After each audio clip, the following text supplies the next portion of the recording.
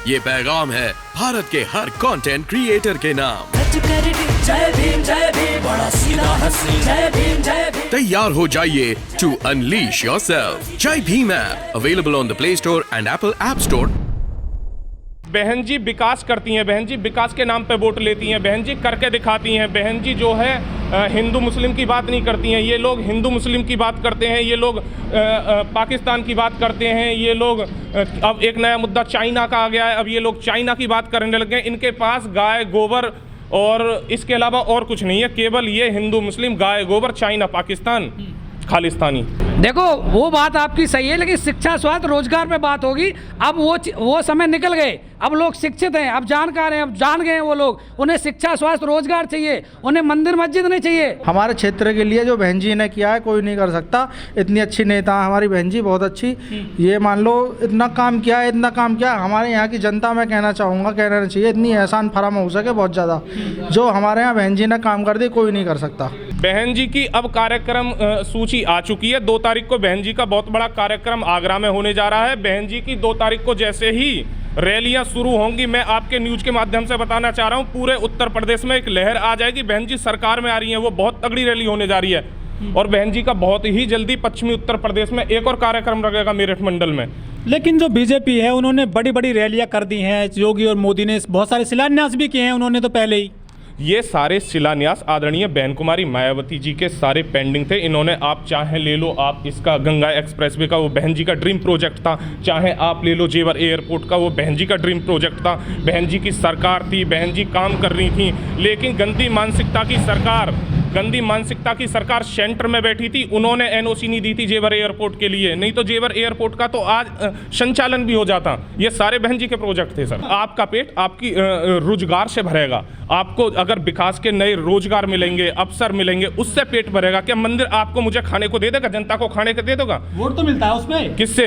Vote जनता गुमराह हो गई थी। 2017 में जनता गुमराह हो गई थी। जनता समझ चुकी है, ना हमको मंदिर से रोटी मिलेगी, ना हमको हिंदू मुस्लिम से रोटी मिलेगी, ना हमको पाकिस्तान कहने से रोटी मिलेगी। हमको रोटी मिलेगी जो रोटी के नए अवसर पैदा करेगा इस प्रदेश में, इस देश में रोजगार पैदा करने से रोटी मिलेगी। जनता सारी चीजों को समझ रही है। बहन जी ने जो कितनी सारी नौकरियां निकाली थी बहन जी ने, चाहे वो यूपी पुलिस की ले लो, चाहे वो डॉक्टरों की ले लो, चाहे आप तहसील प्रशासन की ले लो, कितनी नौकरियां निकाली। योगी सरकार ने सर दिल्ली में बहुत सारे पोस्टर लगाए कि हमने लाखों लोगों को रोजगार दिया है 4.5 साल 5 साल के दौरान। वो तो काफी प्रचार कर रहे हैं योगी जी। वो सर सारे इनके पेपरों के वादे हैं। आप एक भी नौकरी दिखा दो उत्तर प्रदेश में जो भारतीय जनता पार्टी ने बिल्कुल पाक साफ निकाली हो। इन्होंने नौकरियों में घोटाले किए हैं। इन्होंने नौकरियों में घोटाले के साथ साथ इन्होंने पेपरों में घोटाले किए हैं। ये पेपर करा देते हैं, उसको लीक कर देते हैं। यूपी टेट में नाम नहीं लेना चाहता, अनेकों ऐसे पेपर हैं जो इन्होंने लीक करके जनता से पैसा हड़प लिया है।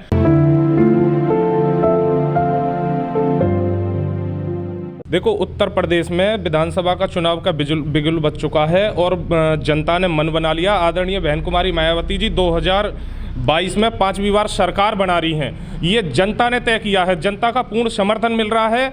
और जो न्यूज में आरएसएस ने, बीजेपी ने माहौल बना रखा है कि सपा का और भाजपा का वो कारण है, उसका कारण ये है कि अगर बहन जी की तरफ वोट ट्रांसफर थोड़ा सा भी हो जाता है तो बीजेपी की हालत बहुत बुरी होने से कोई नहीं रोक सकता। इस वजह से न्यूज़ वालों को, जो हमारा सोशल मीडिया है उसको छोड़ करके जो नेशनल मीडिया है, इन्होंने समाजवादी का और भाजपा का जो माहौल बना रखा है वो इसलिए बना रखा है ताकि बसपा की तरफ वोट और ज़्यादा ना हो जाए, नहीं तो बहुत बुरी हालत में बीजेपी हो जाएगी। और बहन जी सरकार में आ रही है, इसमें कोई दो राय नहीं है। बहन जी ने 2007 से और 12 की मैच्योरिटी की सरकार में जो काम किए हैं, चाहे वो रोड ले लो, चाहे वो शिक्षा के उस पर ले लो प्लेटफॉर्म पे, चाहे वो आप हॉस्पिटल के प्लेटफॉर्म पे ले लो, चाहे वो तहसील ले लो, चाहे वो जिले ले लो, बहन जी ने जो इतने काम किए हैं, जनता ने अब इन दोनों सरकारों को भी देख लिया है। 2012 से 17 में देख लिया समाजवादी को, 2017 से 22 में देख लिया भारतीय जनता पार्टी को। इनके पास फुल मैच्योरिटी की सरकार थी। इन्होंने केवल जनता के हनन किया है, जनता के जो वादे इन्होंने किए हैं, जनता का इन्होंने गला घोटा है और कुछ नहीं किया। जनता इनसे बहुत परेशान है। लेकिन जो मेन स्ट्रीम मीडिया है वो क्यों नहीं दिखा रहा बीएसपी को रेस में? देखो ऐसा है, ये उद्योगपतियों के चैनल हैं। जो न्यूज़ चैनल होते हैं वो एक बहुत बड़े उद्योगपति के होते हैं। जो हमारा समाज है या फिर हमारी पार्टी के वर्कर हैं, उनके कोई न्यूज़ चैनल तो है नहीं। आरएसएस बीजेपी के ये न्यूज़ चैनल हैं, तो इनको जो काम दिया गया है आरएसएस बीजेपी की तरफ से, वो इसलिए दिया गया है। समाजवादी पार्टी का कोई बेस वोट नहीं है पूरे प्रदेश में। आप बताइए कौन सा?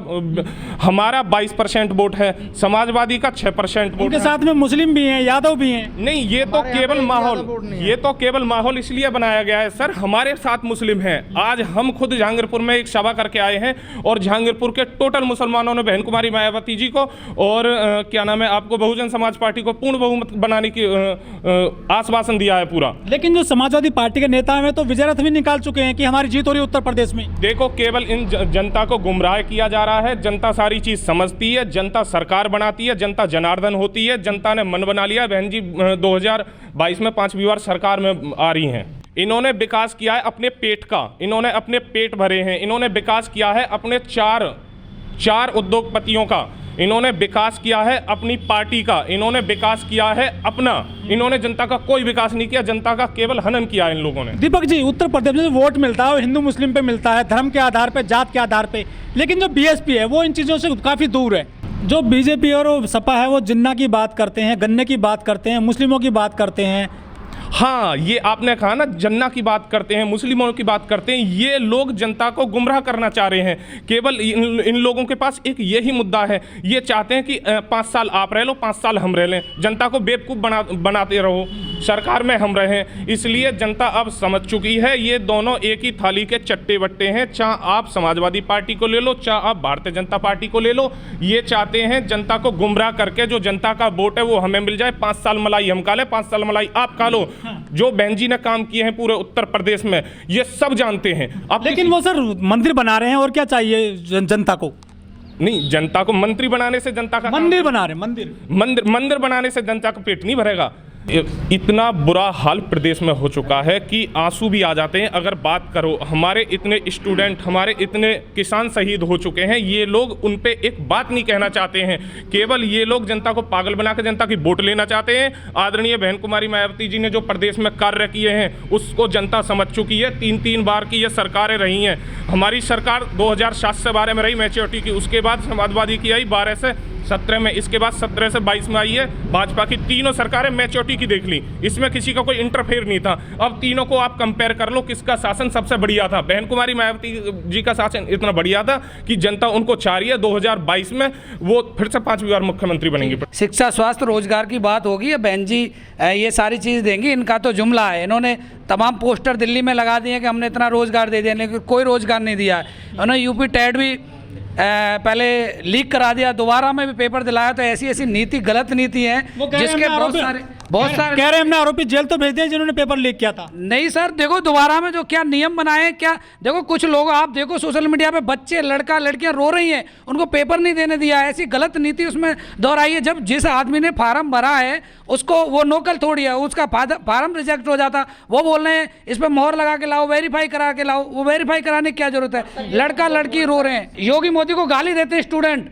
मैंने देखा है। वो कह रहे हैं नहीं ये बहुत गंदी सरकारें हुई हैं, उन्हें गाली देते छूटते। मैं कह नहीं सकता मीडिया के माध्यम से, वो लोगों को भटकाने वाली चीज़ है, वो नहीं करेगी। उनको जनता को गुमराह करना है। उनको जब तक अनपढ़ लोग रहेंगे तभी तो वो राज कर पाएंगे। शिक्षा मतलब सवालों को जन्म देती है। वो नहीं चाहते कि हमसे लोग सवाल करें, वो नहीं चाहते, इसलिए लोगों को अनपढ़ रखना चाहते हैं। और वो नहीं चाहते कि मतलब लोगों की लोग शिक्षा ले पाएँ और लोग सवाल कर पाएँ, वो नहीं चाहते।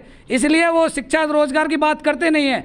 बहन जी ने शिक्षा, स्वास्थ्य, रोजगार की बात की। हमारे गौतम बुद्ध नगर में एक इंटरनेशनल यूनिवर्सिटी बनाई है, इतने सारे कॉलेज बनाए हैं और बहुत काम बहन जी ने किया है। ये एयरपोर्ट भी बहन जी का ही प्रोजेक्ट था। और लेकिन योगी मोदी जी ने बहुत सारे शिलान्यास किए हैं 1 महीने के दौरान। वो बात ठीक है, उन्होंने सिर्फ लास्ट में किए दिखाने के लोगों को। उन्होंने अगर ये काम करना तो शुरू से करते, प्रोजेक्ट पूरा करना चाहिए था उनको। उनका ये सिर्फ चुनावी एजेंडा है। वो चाहते हैं लोग गुमराह हो जाएं और वोट हमको दे दें। उनको एक बार वोट नहीं मिलने वाली है। इस समय बसपा का 22% वोट बैंक तो तब रहा था जब बीजेपी की लहर चल रही थी। अब बीजेपी के खिलाफ हैं लोग और इस समय बसपा पूर्ण बहुमत से सरकार बनाने जा रही है। हाँ, थोड़े बहुत हैं जी। तो क्या नौकरी वगैरह मिल रही है? कुछ नहीं मिल रहा है, बिल्कुल बेरोजगार है। अच्छा। हाँ, कुछ नहीं है, बिल्कुल जुमलेबाजों की सरकार और कुछ नहीं है। ये जुमलेबाजी है जी इनकी, बीजेपी वालों की। वोट तो हिंदू मुस्लिम पे मिलता है, जात धर्म के नाम पे मिलता है ना। कुछ लोग आ जाते हैं महंगाई में। 2017 में कुछ लोग महंगाई में इनके में आ गए थे, पर अब महंगाई में नहीं आएंगे। अब एक तरफा वोट बहन जी को ही पड़ेगा हमारे यहाँ। सपा के नेता कहते हैं कि जो मुस्लिम है ना वो सपा के साथ में है। सपा की तो यहाँ पे यादव तो वोट बैंक है ही नहीं, मोमडा नहीं है केवल। हाँ। और वो भी उनको भी दिख रहा है कि क्या मैं देखो यहाँ पे हमारी जो दलित वोट बैंक है वो करीब 80-90 हज़ार के करीब में है। यादवों का तो कुछ भी नहीं है। ठीक है, हमारी शुरुआती जो होगी ना वो 60-70 हज़ार से खाता खुलेगा हमारा। लेकिन जो बीजेपी के विधायक हैं वो कह रहे हैं हमने बहुत विकास कराया है, यहाँ पे सड़कें बनवाई हैं। देखो जी, कुछ भी नहीं है, जुमलेबाजी के अलावा जुमलेबाजी है और कुछ बहुत सारे पत्थर लग रहे हैं उनके नाम से, धीरेन्द्र के नाम से। अब वो सारे कार्य अथॉरिटी ने कराए हैं सर। अथॉरिटी का श्रेय वो खुद ले रहे हैं। इन्होंने क्या है कि इस काम कोई और कर रहा है, पत्थर ये अपने खुद लगा रहे हैं। रही बात, अब आ जाओ मोमदनों वाली। जो हमारे मोमदन भाई हैं, जो हमारे मुस्लिम समाज से भाई आते हैं, उन्होंने मन बना लिया है कि जो भाजपा को हराएगा हम उसको पूर्ण रूप से समर्थन देंगे। और इस प्रदेश में एक ही ऐसी पार्टी है जो भाजपा का सुपड़ा साफ करती है, वो है आदरणीय बहन कुमारी मायावती जी और बीएसपी बहुजन समाज पार्टी। वो प्रदेश से भाजपा का सुपड़ा साफ कर देंगे। हम आपको ये आपके माध्यम से जनता को बताना चाहते हैं, भारतीय जनता पार्टी को वहीं पहुंचा देंगे जहां ये आज से 20-30 साल पहले थे। इनको 1 से 2 सीट पे लाके दिखा देंगे हम। वो कहते हैं कि हमने हिंदू मजबूत कर दिए हैं उत्तर प्रदेश में, पूरे देश में। हिंदू मजबूत नहीं किया है, केवल हिंदुओं के नाम पे इन्होंने हिंदुओं का वोट लिया है और एक दूसरे को लड़ाया है। इन्होंने भाईचारा बिगाड़ा है। आज भाई भाई से किलसता है, आज भाई भाई के साथ बैठना नहीं चाहता। हम पूरे भारतवासी एक दूसरे के भाई हैं, लेकिन इन्होंने इतना मन में घृणा पैदा कर दी है कि एक दूसरे को बहुत गंदी नज़रों से देखता है। कि ये कहते हैं कि मुसलमान खतरे में है, मुसलमान खतरे में, मुसलमान ये कहते हैं हिंदू खतरे में, हिंदू खतरे में, मुसलमान से। हिंदू कहाँ खतरे में है? आज आपकी खुद की सरकार है सेंटर में, आज आपकी राज्यों में सरकार है, तो मुसलमान क्या कर लेंगे? हमारा कुछ नहीं करेंगे। वो हमारे भाई हैं, हमारे साथ रहते हैं, साथ में बैठते हैं, साथ में खाते हैं, साथ में पीते हैं। लेकिन इन लोगों ने इस तरीके से माहौल पूरे प्रदेश के अंदर बना दिया है कि एक दूसरे से बहुत ज़्यादा किलसता है।